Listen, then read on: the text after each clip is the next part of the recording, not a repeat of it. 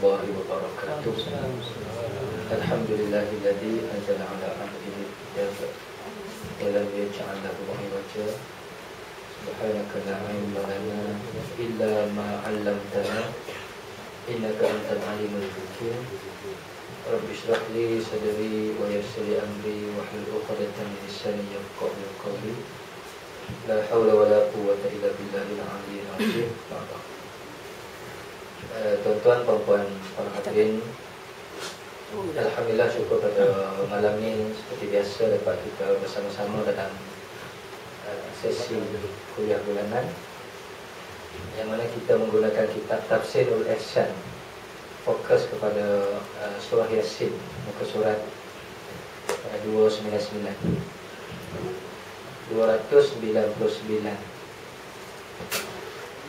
Kita akan lihat pada ayat yang keempat, ala siratim mustaqim. Ala siratim mustaqim.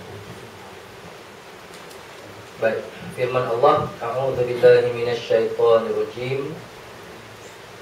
Ala siratim mustaqim.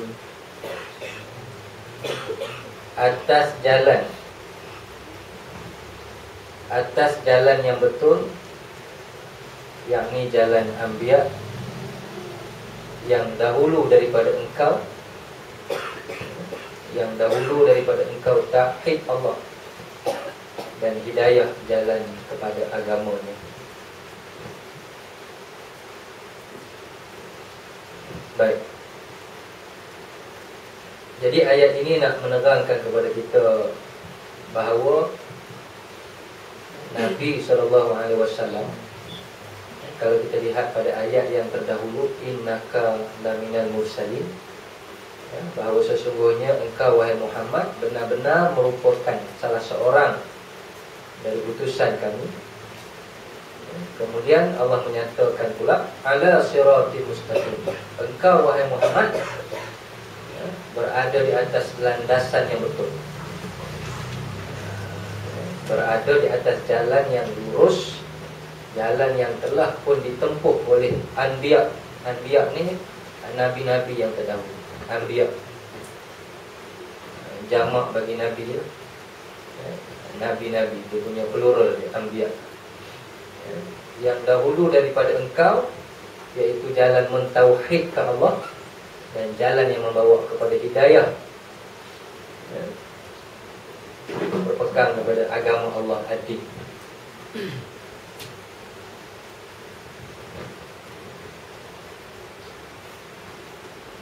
Baik.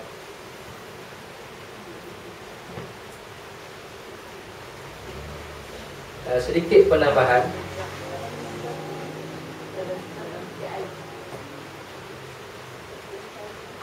Dalam kitab tafsir Ruhul Ma'ani, karangan Imam Al-Alusi, dia kata apa?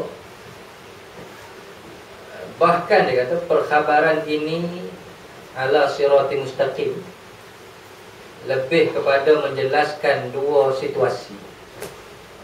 Ala sirati mustaqim nak menjelaskan dua perkara.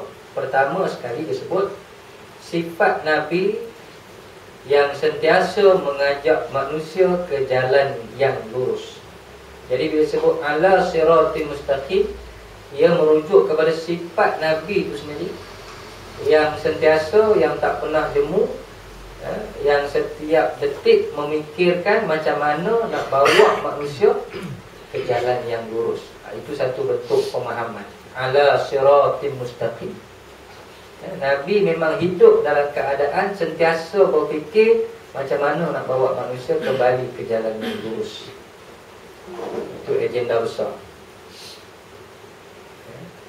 Kita hari ini boleh kita katakan sebagai menyambung perjuangan Nabi, iaitu cari jalan, berfikir, supaya masyarakat, khususnya umat Islam, kembali ke jalan yang lurus. Itu makna dia, kata Imam Al-Alusi.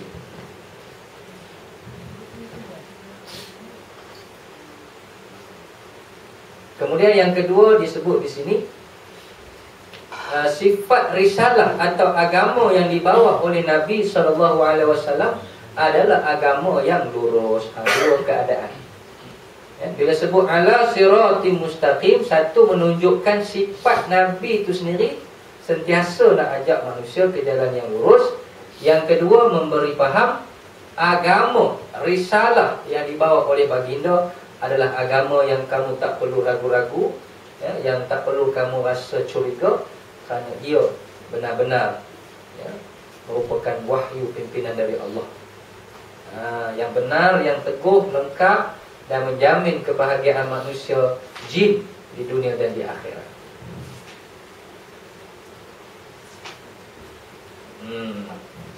Okey.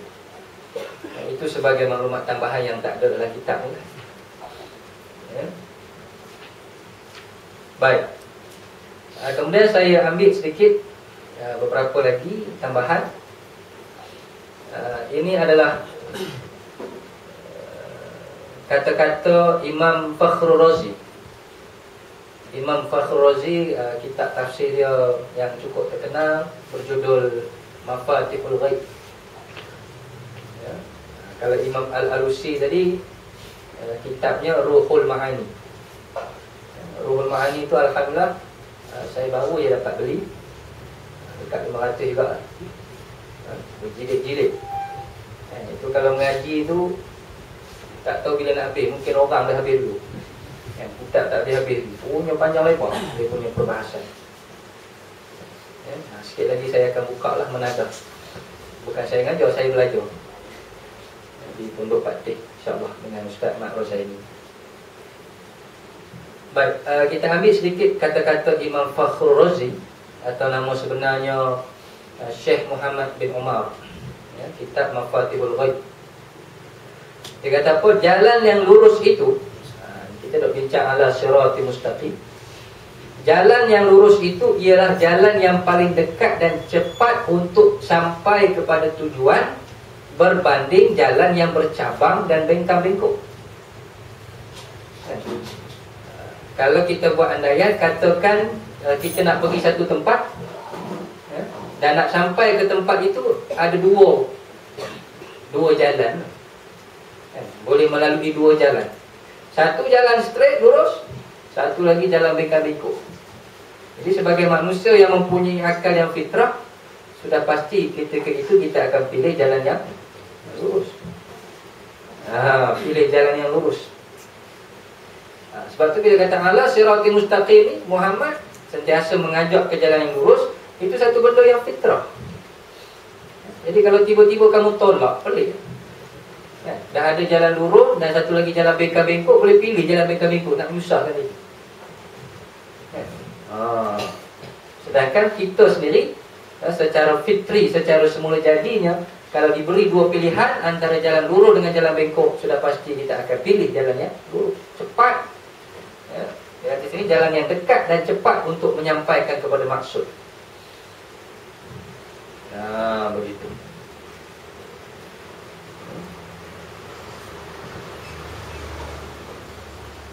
Diurai di sini dia kata, maka Nabi lah yang menjadi pemimpin, membawa kita ke jalan yang lurus itu.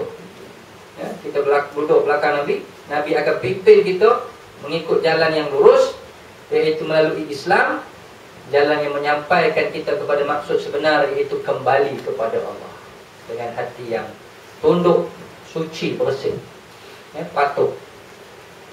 Itu yang dimaksudkan ala siratal mustaqim oleh Imam Fakhrul Razi dalam kitabnya Mafatihul Ghaib.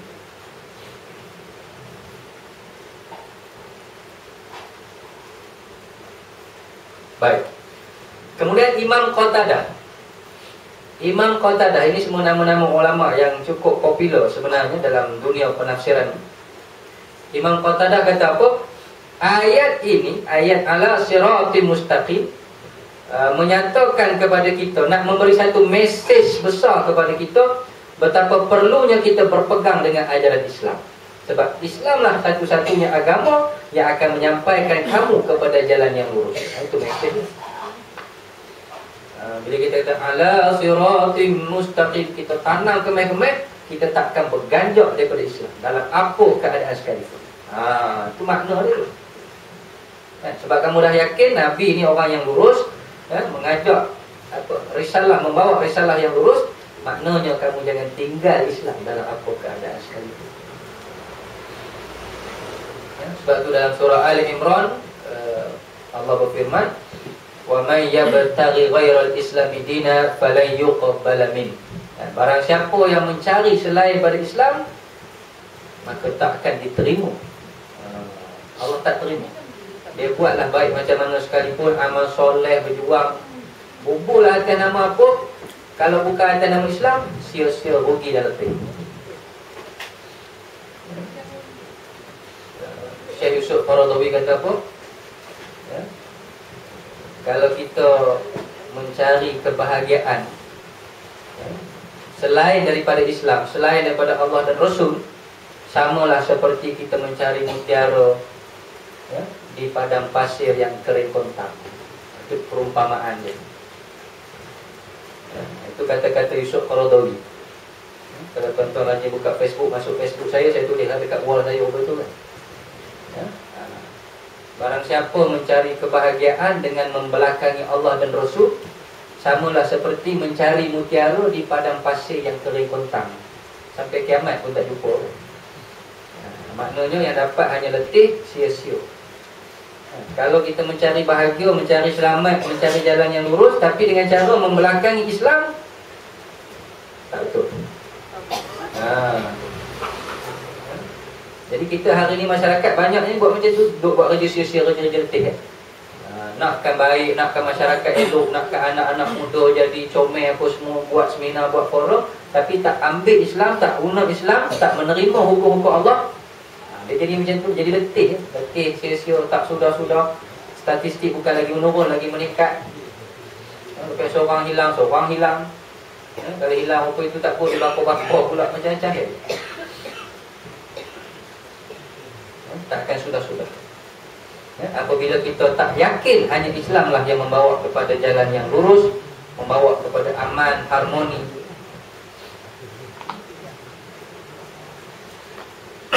Jadi Imam Qatadah kata, ayat ini menegaskan supaya kita hendaklah sentiasa beriltizam, komitmen, berpegang teguh dengan Islam, dan betapa buruknya natijah orang-orang yang mengingkari apa yang dibawa oleh Nabi.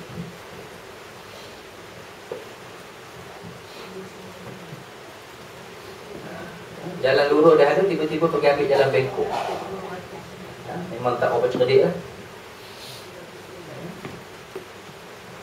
Macam sekarang kalau kita nak pergi Pegalang Hulu, banyak jalan dah lurus kan, elok kan, senang. Kalau banding dulu-dulu zaman tahun 60-an, 70-an, mungkin tuan-tuan ada pengalaman.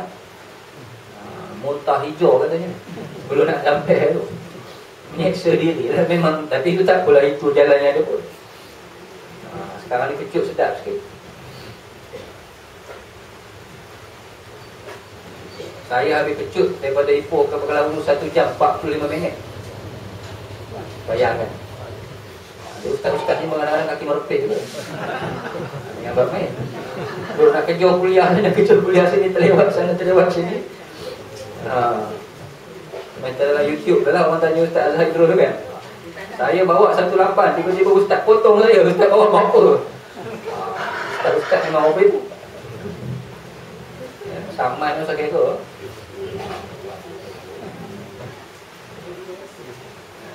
Okey, baik. Jadi begitulah sedikit sebanyak tuan-tuan perempuan sebagai tambahan. Jadi kalau tuan-tuan ada pensel tu boleh dobit lah. Kalau bahasa pondok kata dobit kan, catat benda yang tak ada di situ. Di sini dia sekadar asal. Ala siratim mustaqim, bahawa Nabi atas jalan yang betul. Dan jalan tu bukan jalan pelik pun, jalan yang memang Nabi-Nabi terdahulu pun duk bawa, itulah tauhid. Jalan untuk membawa manusia kepada hidayah Allah, bukan benda baru.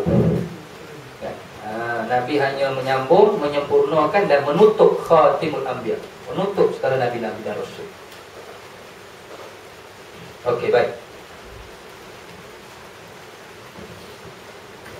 Ayat yang kelima. Dalam kitab ni dia tak tulis nombor, tuan-tuan tulis sendiri lah. Ayat yang kelima berbunyi Tanzilal Azizir Rahim. Kalau tajwid ikhfa hakiki dengung. Tanzilal azizir rahim. Quran itu diturun Tuhan. Tanzil itu diturunkan daripada kalimah nun zailam. Kita pegang dia punya root word dia tu. Kita yang tak berapa cekap yang atau mungkin tak pernah terdedah dengan pengajian bahasa Arab ni, cuba main-main tengok tanzil ni apa huruf ada celah-celah tu. Nun zailam, nuzul. Nuzul Quran, turun, penurunan Al-Quran. Dia macam tu lebih kurang.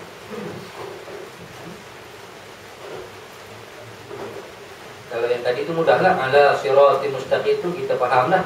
Sirat jalan mustaqim lurus.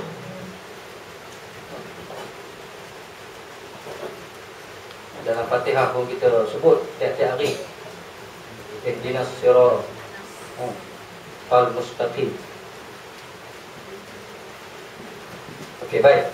Tanzilal Azizir Rahim. Quran itu, Quran yang kita duk cerita hari itu, wal Quranil Hakim. Wal Quranil Hakim. Jadi Quran itu Allah nak menegaskan diturunkan oleh Allah. Allah ni bersifat Tuhan yang sangat kekerasan.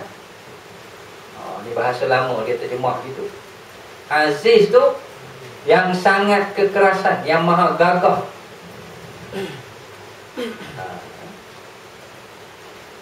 Lagi sangat rahim dengan segala makhluknya.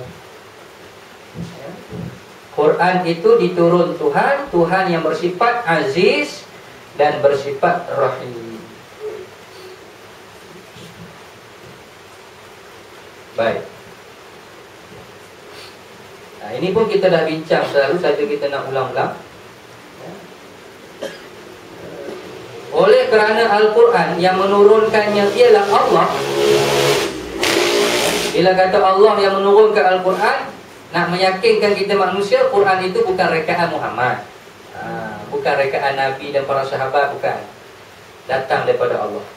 Jadi oleh kerana ia datang daripada Allah, maka sudah pasti Al-Quran merupakan sebuah kitab suci yang lengkap, yang sempurna, yang tidak akan ada cacat celah.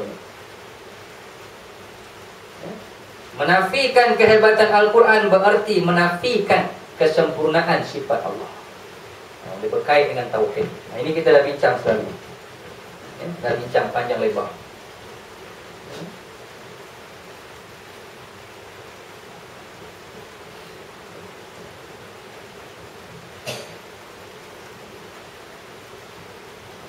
Baik.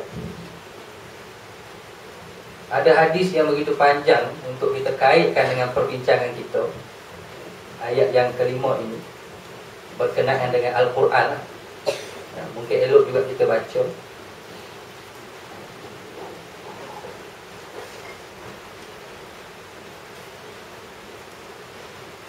Saya bacakan terjemahan dia.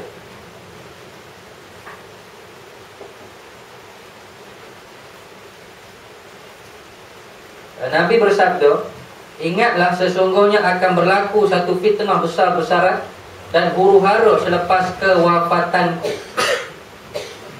Satakunu fitnatun. Faqultu mal makhraju minha ya Rasulullah.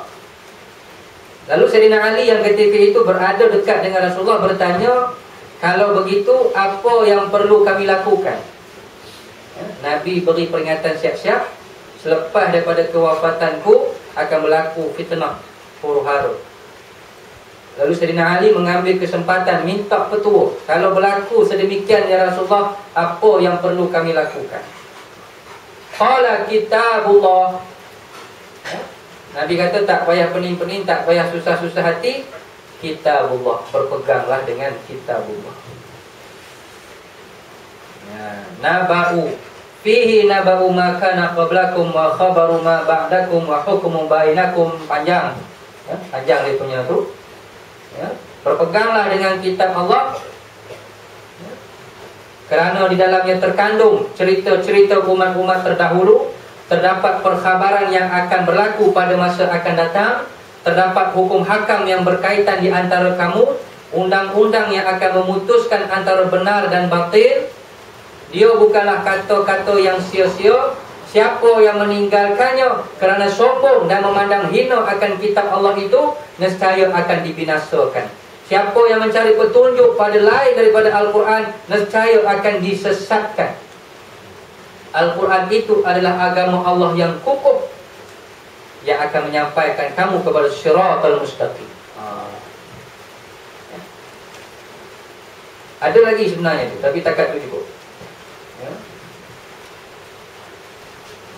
Barang siapa meninggalkan Al-Quran, apatah lagi dengan sikap sombong, memandang hina, berarti dia sombong dengan Allah. Sebab Quran ini tanzil, diturunkan oleh Allah.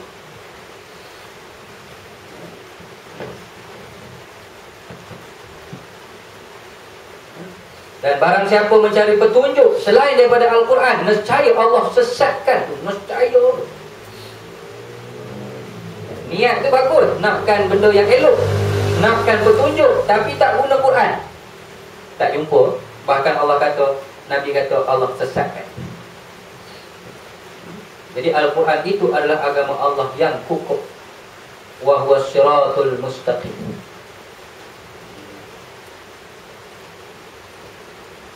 Hadis riwayat Imam Tirmizi, panjang.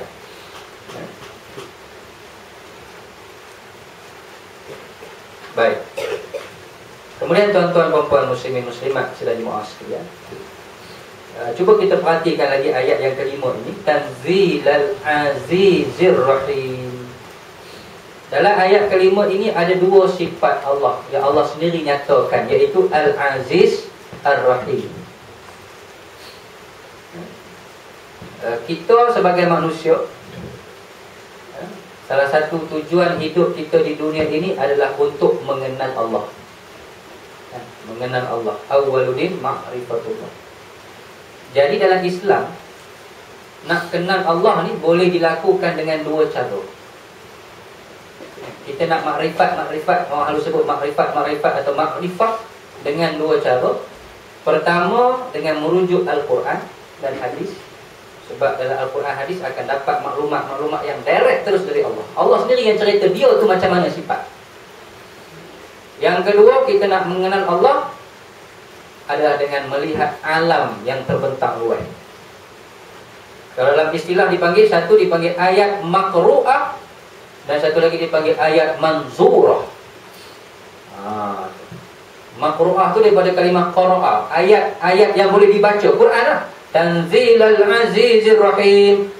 Quran ini diturunkan oleh Allah. Allah tu sifat macam mana? Kita tak tahu sifat Allah. Allah sendiri beritahu, Aziz Ar-Rahim. Allah maha hebat, maha gagah, maha kuat, dan dia juga maha penyayang. Oh, kita pun dapat maklumat Allah ini bersifat Aziz Ar-Rahim. Itu dipanggil ayat makru'ah. Selain daripada Al-Quran, kita boleh mengenal Allah dengan melihat alam. Kita tengok alam cantik, rapi, tersusun, elok, cakrawala, berjalan dengan teratur. Maka di situ kita dapat buat satu kesimpulan, Allah sebagai pencipta alam ini sudah pasti dia bersifat dengan sifat sempurna, maha bijaksana, maha mengetahui, maha hebat. Boleh bersusun cantik, hebat. Maha hebat, maha khabir, maha mendalam pengetahuan. Itu dipanggil ayat manzurah. Jadi kedua-duanya perlu dalam Islam.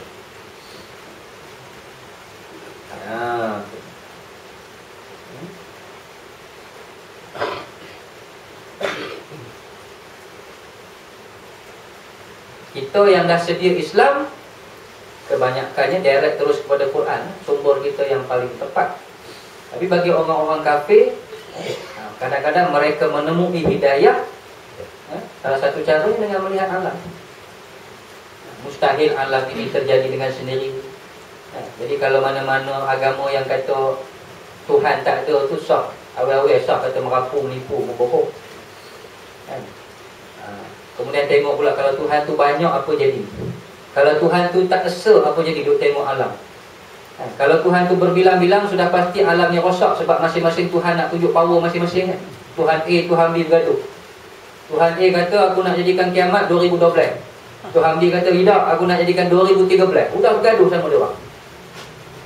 Lau kana fihi ma alihatun illallah la fasadata. Quran bersebut kalaulah di langit dan di bumi ni ada dua Tuhan, 3, 4 atau lebih seperti yang kamu dakwakan, rosak dah alamnya, rosak. Jadi itu jadi satu dalil menunjukkan Allah esa dengan melihat alam. Okey. Tapi yang kita nak bincang sebenarnya pada ayat yang kelima tadi ni, Al-Aziz Ar-Rahim, ada benda yang nak disampaikan. Kalau kita mengaji bahasa Melayu dipanggil apa? Yang tersirat. Yang tersirat. Yang tersurat Aziz dan Rahim. Tapi yang tersirat ialah tuan-tuan dan jemaah sekalian, nak beritahu Quran ni aku yang turunkan. Kalau kamu tak nak ikut, kamu pelekeh atau kamu buatlah benda-benda yang tak sepatutnya, yang tak selayaknya sebagai hamba, aku nak beritahu kamu, aku ni Aziz. Itu yang tersirat. Aziz itu disebut tadi ni, yang sangat kekerasan. Kalau kamu tak nak pakai Quran, siap. Aku nak beritahu aku Aziz, maha hebat, maha gagah, tak ada siapa boleh lawan aku. Allah menunjukkan sifat raja, sifat sombong dia. Sombong tu pakaian dia. Dia je yang boleh sombong. Yang nak boleh sombong, yang nak boleh belagak. Kalau bahasa kita yang sangsen, tuan guru kita sebut dulu kan, jadi isu. Dia tak mengaji sebenarnya. Benda tu sampai diulas dalam parlimen. Tuan guru Haji ulas dalam parlimen. Apa maksud sangsen dari sudut kaedah bahasa Arab? Kecengang bangga hak dengar-dengar tu. Maha keras, maha hebat. Kalau kamu kata kamu zalim, kamu bukan zalim. Maksud kalau kamu kata kamu hebat, kamu ganas, Allah lagi hebat. Allah lagi keras azab seksa yang disediakan kepada kamu. Itu maksud Aziz tu. Jadi Aziz itu merupakan satu amaran kepada orang-orang yang tidak mahu mengikut Al-Quran, sedangkan mereka tahu Al-Quran itu benar-benar datang dari Allah. Benar-benar datang dari Allah. Okey, itu satu Aziz. Kemudian kenapa pula sebut Rahim? Ar-Rahim itu pula Allah tujukan kepada orang-orang beriman yang taat, yang menjunjung tinggi Al-Quran. Kalau kamu pegang Quran, aku nak beritahu, akulah yang paling pengasih, paling penyayang. Aku akan layan kamu di akhirat nanti dengan layanan-layanan yang sangat luar biasa.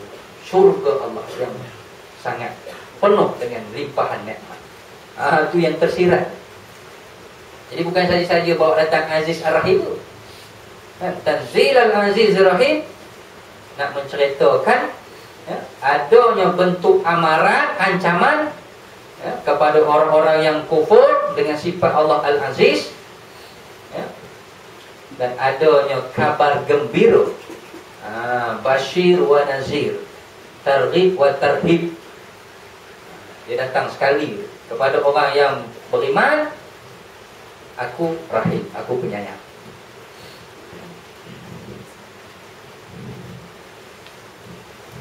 Baik. Dan kalau tuan-tuan masih ingat, rasanya kita pernah sebut dalam kuliah kita di sini mula-mula dulu, antara yang kita boleh faham Tanzil Al-Aziz Ar-Rahim, Quran ini diturunkan oleh Allah yang Maha Pengasih, Maha Penyayang.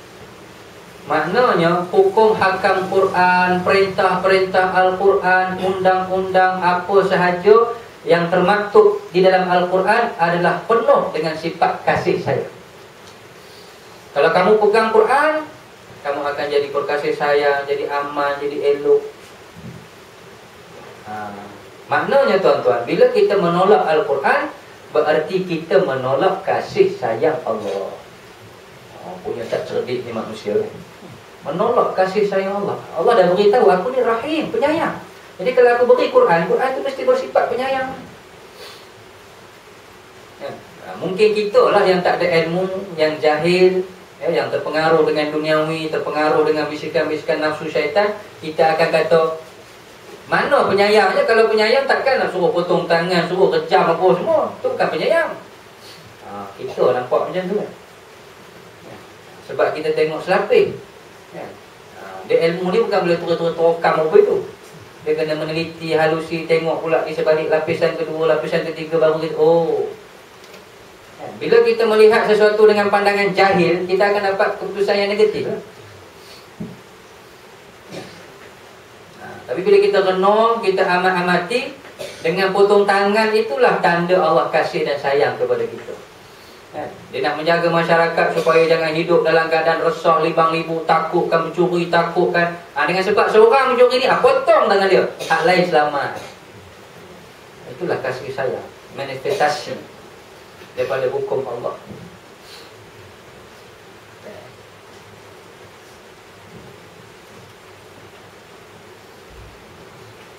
Tetapi hari ini oleh kerana umat Islam sendiri berada dalam krisis keyakinan yang begitu dahsyat, akhirnya kita menolak hukum-hukum Allah.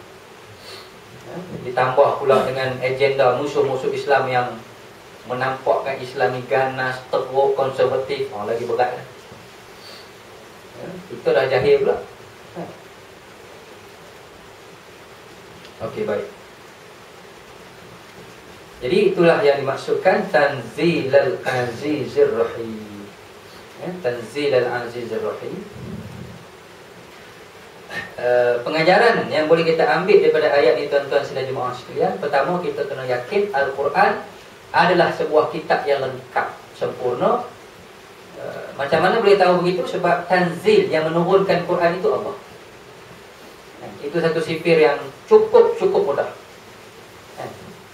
Kita tak mengaji Mesir pun tak apa, tak tahu nama sorok pun tak apa, tak ada PhD dalam hadis pun tak apa, kita boleh faham Quran adalah kitab lengkap, sempurna. Sebab apa? Tanzil tadi itu diturunkan oleh Allah. Dia adalah sifat, Allah bersifat dengan sifat sempurna, bijaksana, maha adil. Kemudian kalau melalui kalimah Al-Aziz tadi itu, Allah tidak akan boleh dikalahkan, Allah tidak akan boleh dipersoalkan. La yus'alu amma wa hum yuf'alun. Allah tidak akan ditanya, tetapi kamulah yang akan ditanya. Quran sebut kita tak boleh nak persoal Allah, tapi kamu kena tahu kamu yang akan disoal. Tapi hari ini kita manusia belagak, tak nak meletakkan diri kita sebagai hamba, persoalkan kenapa Allah buat macam ni, kenapa Allah buat macam ni. Sedangkan Quran kata kamu tak boleh bersoal Allah.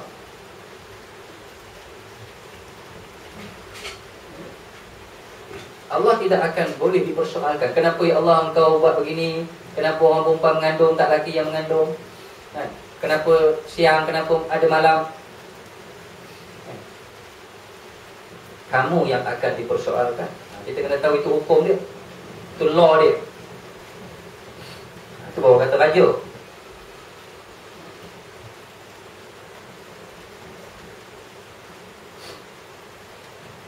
Baik.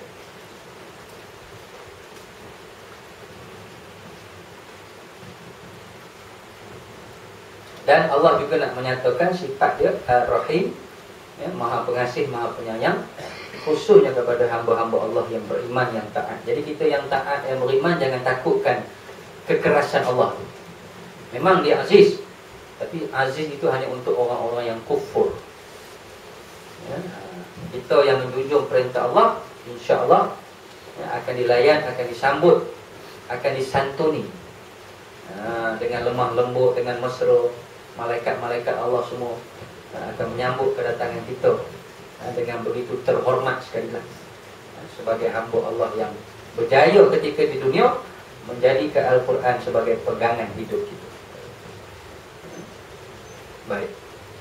Jadi tuan-tuan, puan-puan muslimin muslimat sedaya jemaah sekalian, saya kira saya kena berhenti di sini dulu, sebab saya ada satu program lagi yang nak kena kejar di Silibin, dengan budak-budak.